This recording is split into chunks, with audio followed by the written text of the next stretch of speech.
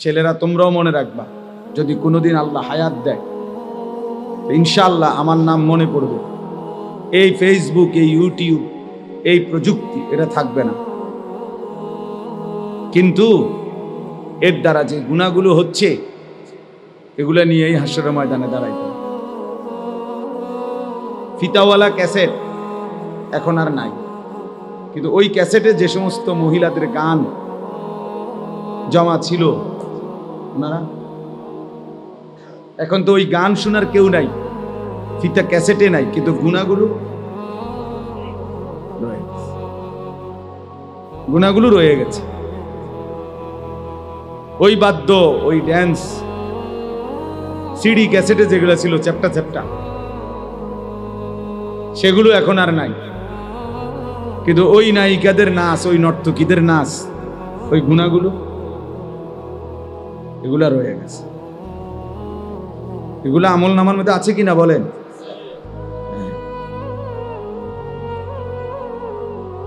বাংলাদেশের একজন নায়িকা শাবানা, খুব সম্ভব উনি বারবার অনুরোধ করছে, শতবার সরকারিভাবে আবেদন জানাইছে বিভিন্নভাবে, যে তার ছবিগুলো যেন আর কি না হয়, প্রচার করা না। তওবা করে পর্দানশীল নারী হইছে, আল্লাহ মাফ করলে সেটা ভিন্ন, আল্লাহর হাতে। তওবা করলে মাফ আল্লাহ করতেই পারে, কোনো অসম্ভবের কিছু না। কিন্তু যে নারী তওবা বিহীন মারা গেল, সে তো জানেই না তওবা করতে হয়। এই জন্য এটাই সত্য, প্রত্যেক আধুনিক নতুন প্রযুক্তি পিছনটাকে ছুঁড়ে ফেলে দেয়। টেলিগ্রাফ ছিল আগে, এখন আর নাই। আমরাও দেখছি ছোটবেলায় ছোট্ট কাগজের টেলিগ্রাফ আসতো, চিঠির মতো। ডাক পিয়নের চিঠির চাইতে একটু দ্রুতগামী টেলিগ্রাফ, এগুলো এখন আর নাই। এরপরে ফিতাওয়ালা ক্যাসেট এখন আর নাই। আগে জামাই বিয়ে শাদীর মধ্যে বিদেশে গিয়া মানুষ 6 মাস 1 বছরের ভিতরে এরকম কালো চেঞ্জার করতো, এড়িয়ে ফাটাইতো, চেঞ্জার ফাটাইতো আগে, মেড ইন জাপান, বুঝছেন? ওই এখন আর এগুলা নাই। চ্যাপ্টা সিডি, এগুলো এখন আর নাই। ডাক পিয়নের চিঠি, এর প্রচলন এখন নাই বললেই চলে। আমরা পুরা ছাত্র জীবন চিঠির মাধ্যমেই বাড়িতে খোঁজ খবর পাঠাইছি। আমাদের ছাত্র জীবন পোস্ট কার্ডের মধ্যে আব্বা টাকা পাঠাইতো, মানি অর্ডার, একটা ছোট্ট কাগজের মধ্যে নিচে দিয়ে কুদ্দুর জায়গা ছিল লেখার, এটার মধ্যে আব্বা লিখে দিত, আনিস 300 টাকা পাঠাইলাম, পাইয়াছি, ফিরতি চিঠির মাধ্যমে জানাইস বা জানাইও, খালাস। এতটুকুই ছিল। তা আবার চিঠি দিয়ে আব্বারে জানাইতাম বাসায় যে টাকা পাইছি। তো সেগুলো এখন কই? তাহলে আমার বয়স হলো 44 বছর, 1981 সনে আমার জন্ম। তাহলে 44 বছরের প্রথম 10 বছর বাদ দেন, ওই সময় আমি কিছু বুঝি নাই, ধরে নিলাম। তাহলে পরবর্তী 34 বছরের ভিতরে মাত্র আমার চোখে দেখা এতগুলো প্রযুক্তি যেগুলো ছিল আমি দেখছি, সেগুলো এখন নাই। তাহলে আগামী 40 বছরের ভিতরে এই প্রজন্মেরও অনেক কিছু যারা এখন দেখছে থাকবে না, বুঝেন নাই? কিন্তু গুনাহগুলো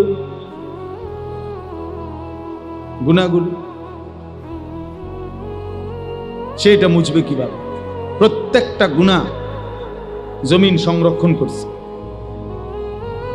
প্রত্যেকটা গুনাহ দেহের অঙ্গ প্রত্যঙ্গের মধ্যে জমা আছে। ওয়াশাহিদা আলাইহিম সামউহুম ওয়া আবসারুহুম ওয়া জুলুদুহুম বিমা কানু ইয়ামালুন। আল্লাহ তাআলা বলেন, কান, চোখ এবং সারা দেহের চামড়া তোমাদের সমস্ত কর্মকাণ্ড সম্পর্কে আমি আল্লাহ তাআলার সামনে সাক্ষ্য দেব।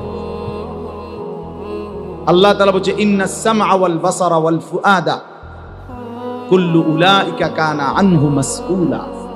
নিশ্চয়ই কান, চোখ এবং দিল, এই তিনটাকেই হাসরের দিন জিজ্ঞেস করা হবে। আল্লাহ জিজ্ঞেস করবেন, কান তুমি বলো কি কি শুনেছ, চোখ তুমি বলো কি কি দেখেছ, দিল অন্তর তুমি বলো কি কি ভেবেছ। প্রতিটা ভাবনার হিসাব দিতে হবে, প্রতিটা ভাবনা, হৃদয়ের প্রত্যেকটা কল্পনার হিসাব দিতে হবে। বুঝতে বেড়ি আরেকজনের আমনে বসে বসে ভাবলেন, অসৎ কল্পনা করলেন। ইয়াউমা তুবলাস সারাইর, আল্লাহ তাআলা বলেন তোমাদের গোপন বিষয়গুলো অন্তরের হাসরের দিন খুলে দেওয়া হবে, খুলে দেওয়া হবে। আফালা ইয়ালামু ইদা বু'থিরা মা ফিল কুবুর ওয়া হুসিলা মা ফিস সুদুর। আল্লাহ বলছে, জানো কি বান্দা, কবর থেকে যখন হাসরের ময়দানে উঠানো হবে, কি হবে জানো? ওয়া হুসিলা মা ফিস সুদুর, দিলের ভিতরে, অন্তরের ভিতরে, বুকের ভিতরে যা ছিল সেগুলোও প্রকাশ হবে, সেগুলোও প্রকাশ হবে। চিন্তা করেন তো, আমাদের অন্তরে কত কল্পনা জল্পনা। প্রত্যেক মানুষ চোখ দিয়ে যা দেখে তা প্রথম গিয়া জমা হয় অন্তর। অন্তর, এজন্য আরবিতে বলে আল আইনু মিরআতুল কলব।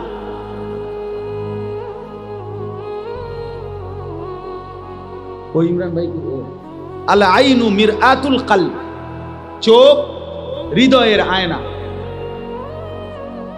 চোখ মূলত কিসের আয়না? আরবি প্রবাদ, হৃদয়ের আয়না। চোখ প্রথম কালেক্ট করে, হৃদয়ে এসে জমা হয়। এরপরে এই হৃদয় থেকে যাবতীয় প্ল্যান প্রোগ্রাম, সামনে কি আগাবে না না আগাবে, এই নারী আরো দেখবে কিনা না দেখবে, এই নারীরে ভালোবাসবে কিনা, তার পিছনে পিছনে ঘুরঘুর করবে কিনা, আরো কত রকমের অসৎ কি কি হইতে পারে, পুরা প্ল্যানিংটা এরপরে দিলে বসে বসে করতে থাকে। আগে চোখ তথ্য সংগ্রহ করে, এরপরে অন্তর প্ল্যানিং সাজায়, প্ল্যানিং সাজায়।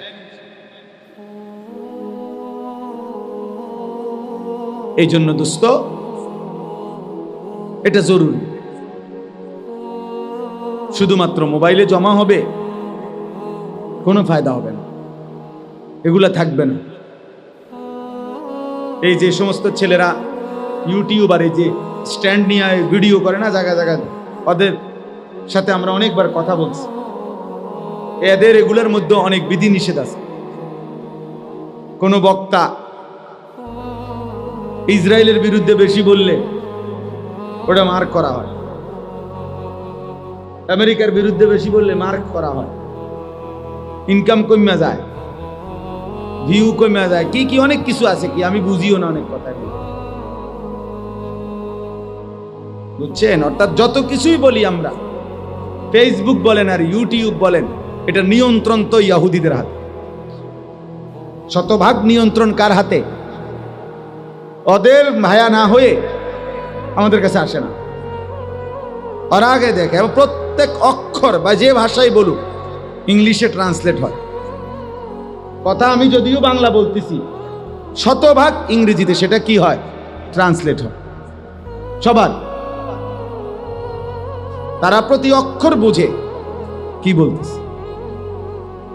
বয়স্ক মুরব্বীরা এগুলো বুঝতেন না, আর বুঝার দরকার নাই। যে কয়দিন আছেন না বুঝে সান কবরে যেতেন পারেন, বুঝলে মাথার ধরতো না। আপনি বলবেন আয়ো, এটি বুঝি কথা। প্রথম আমারে যেদিন বলছে যে আরো আগে, যে হুজুর ডাইরেক্ট সৌদি আরব থেকে কথা বলে, ছবিতে দেখা যায়, আমি বেড়া পাগল বেড়া সব। পরে দেখছি না, ঠিকই কথা দেখা যায়। এখন এটা বোঝে না, এমন বাচ্চা আসেনি।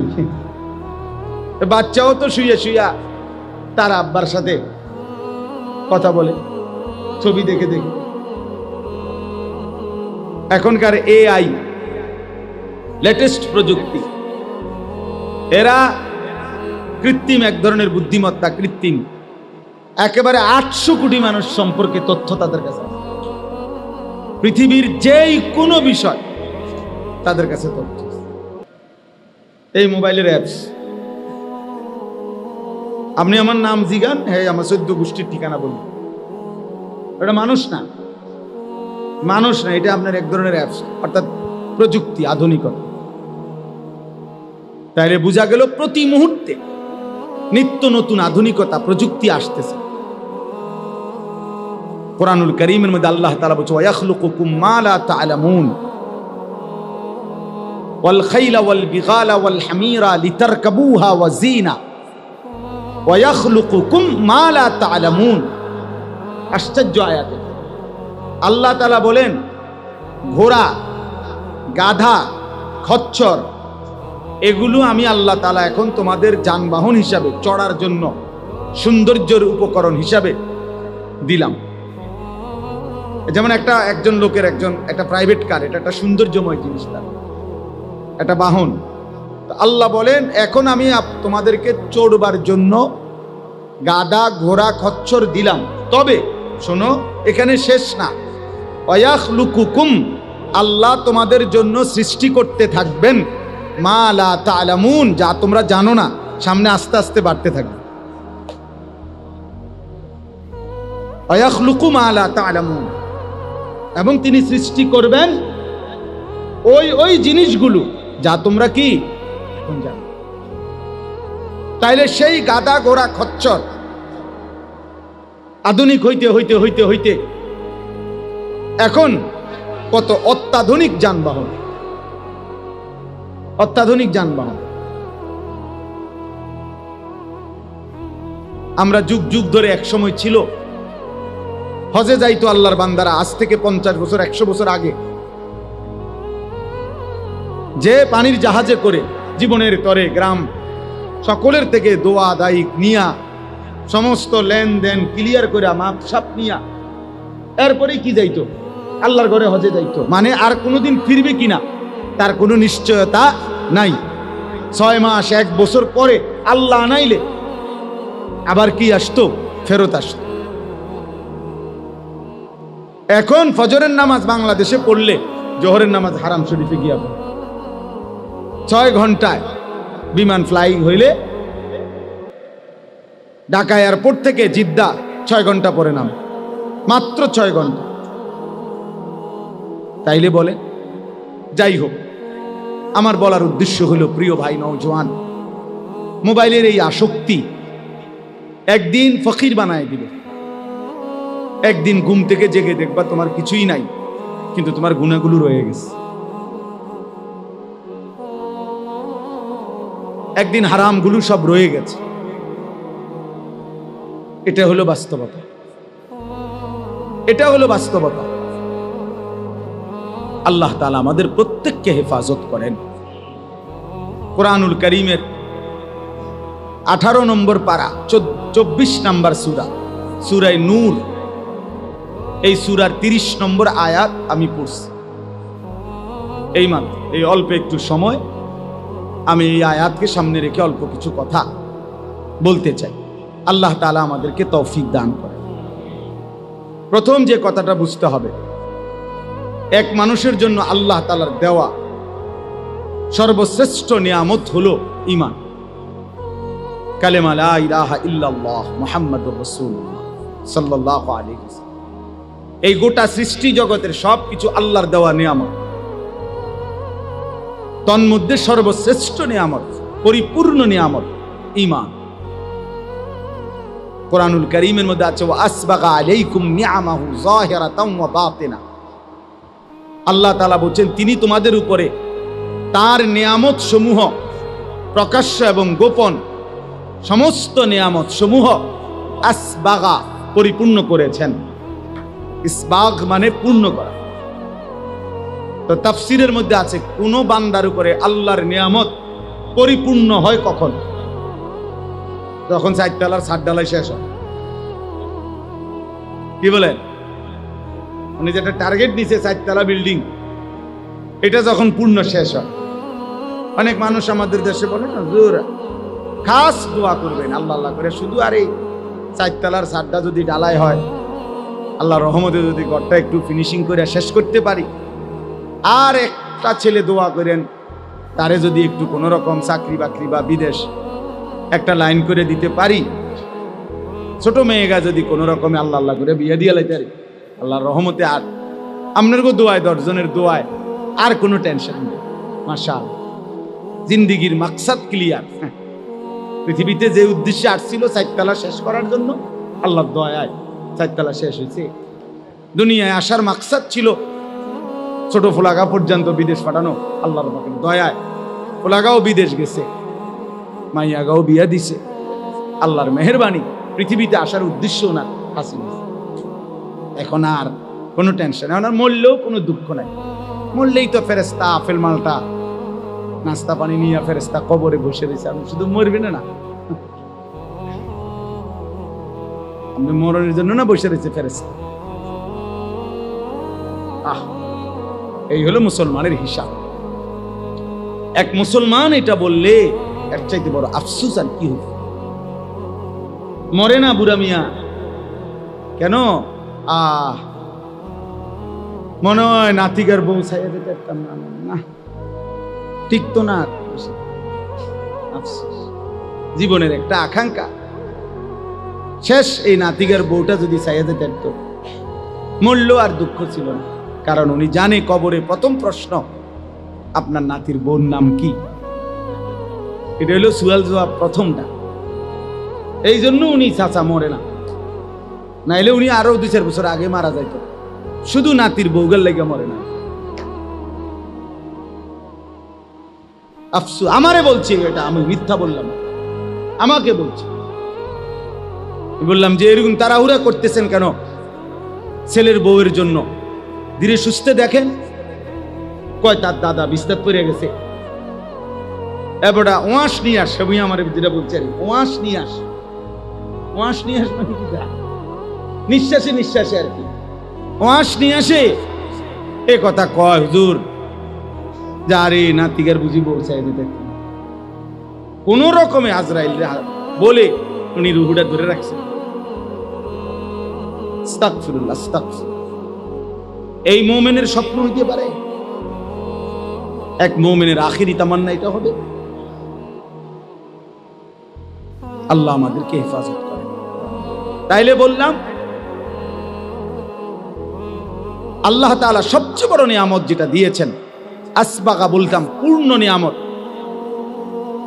একজন বিশ্ববিখ্যাত মুফাসসির হযরত আব্দুল্লাহ ইবনে আব্বাস রাদিয়াল্লাহু তাআলা আনহুমার ছাত্র মুজাহিদ ইবনে জবর রাহমাতুল্লাহি আলাইহি, মুজাহিদ জগৎ বিখ্যাত মুফাসসির ছিলেন, তাবিঈ।